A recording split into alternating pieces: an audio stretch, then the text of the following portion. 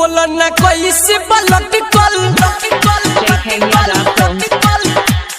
तू हरामी तो लाल की ओढ़निया चाटा कार ओढ़नी ओढ़ल हवानी काजल राघवानी अमर पाली के पीछे छोड़ल बानी ओही रे ओढ़ तब तक रहेगा गुस्से में तू है मोरे करेजा मुंबई दिल्ली गोवा कहीं भी डिनर कराने ले जा तो आज चलेगा कि कल हंसाएगी क्या रे।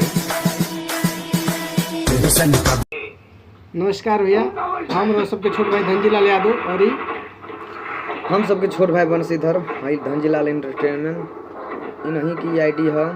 बहुत अच्छा वीडियो बनाता है, इसको फॉलो कीजिए ताकि आपको सबसे पहले राजू अनिल कृपा कोरी भोला दानी धनजीलाल यादव कितना गुण के बखानी कितना ले कोहनी लेली मुनर भोला कितना ले कोहनी गइले बंगरुआ कमाई बेटिया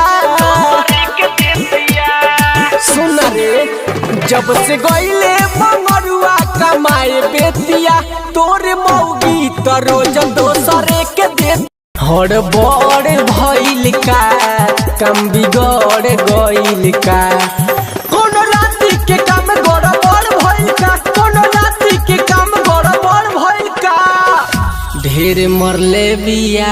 धनजीलाल एंटरटेनमेंट है, कुछ बोलिए। हाय फ्रेंड्स, कैसे हैं? और बंशीधर चौधरी हैं और बहुत अच्छा लग रहा है। हम लोग अभी ऑफिस में हैं लेके सर का तो लगे रहिए, इससे जुड़े रहिए। ये भी बेचारा अपना कुछ करता रहेगा, तब तक नोटिफिकेशन जाता रहेगा। और क्या, इससे ज्यादा क्या है, वो खुद ही समझ गए होंगे। हम पवन के ना पानी अब तो हार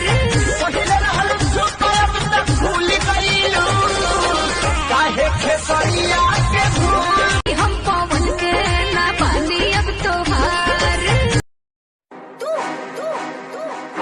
अब यहाँ तक भी पहुँच गई तोहरा के कहले रहनी ना जब तू चाहता ना